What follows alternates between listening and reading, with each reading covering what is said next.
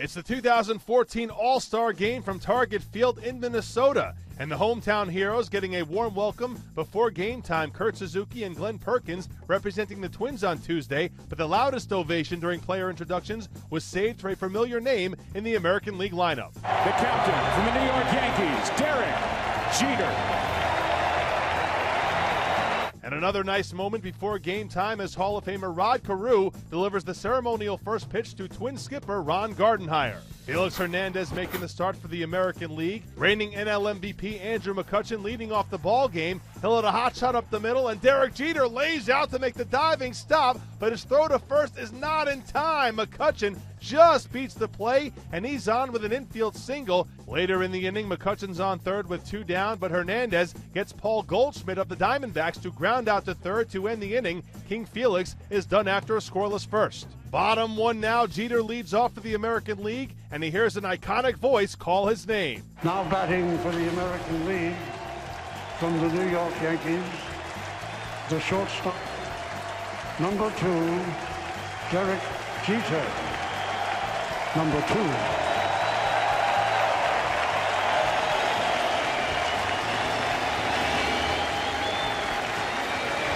And Derek Jeter would not disappoint as he digs in against Cardinals ace Adam Wainwright. Into right. What a start. Into the corner. Jeter will dig for 2. And he starts his night with a double. If he's going to go out on the big stage here tonight, who knows where the Yankees will end up, guys. This is exactly what we've seen from Derek Jeter for 20 years. Are we surprised?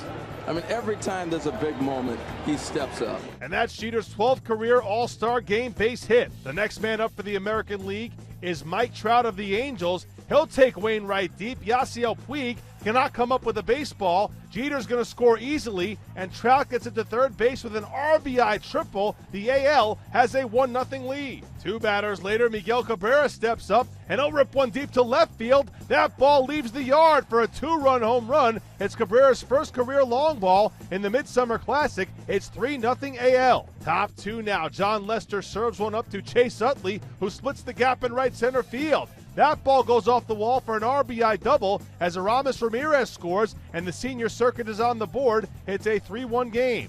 The next man up is Jonathan Lucroy of the Brewers, a late addition to the NL starting lineup with the Yadier Molina injury, and Lucroy makes his presence felt with an RBI double of his own over the head of Mike Trout. That brings home Utley, and this is a 3-2 game. Bottom two now, Clayton Kershaw of the Dodgers pitching for the National League. He'll cap off an impressive inning by getting Salvador Perez to bounce softly to third. Aramis Ramirez makes the nice barehanded play to end the frame. The AL goes 1-2-3 in the second. Bottom three now, Derek Jeter singles to right off Alfredo Simon to lead off. At 40 years old, Jeter's the oldest player in All-Star Game history to record multiple hits. He does it in front of his family at Target Field, but the AL would not score in the frame. Before the top of the fourth inning could begin, Alexei Ramirez of the White Sox heads to shortstop to replace a legend. And here's the moment for Derek Jeter.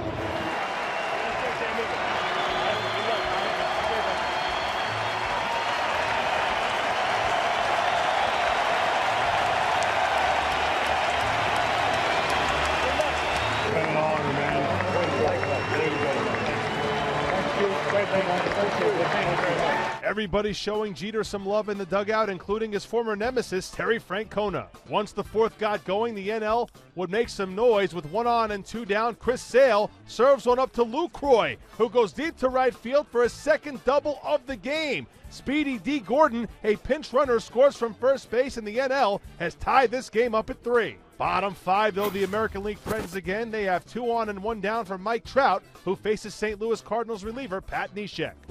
That's chopped to third. It's a fair ball. It gets past Ramirez. 1 run will score. That's Norris.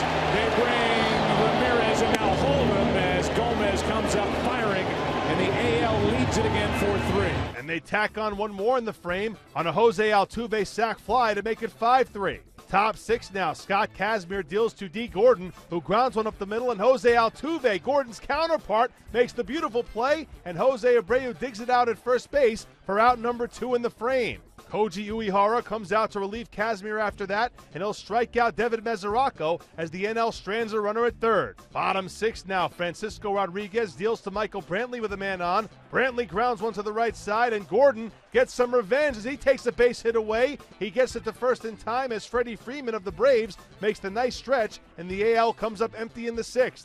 Top 8 now. Fernando Rodney of the Mariners is in a 2-on-2 out jam, but he'll strike out the Mets' Daniel Murphy to escape the inning, and then Fernando will fire his trademark arrow into the sky. Bottom 8, Cincinnati's Aroldis Chapman gets Seattle's Kyle Seager to ground out to the right side to end the frame. Chapman covers first base on the play, but he comes up limping. Chapman would leave the field under his own power, and he would remain in the dugout to watch the remainder of the game.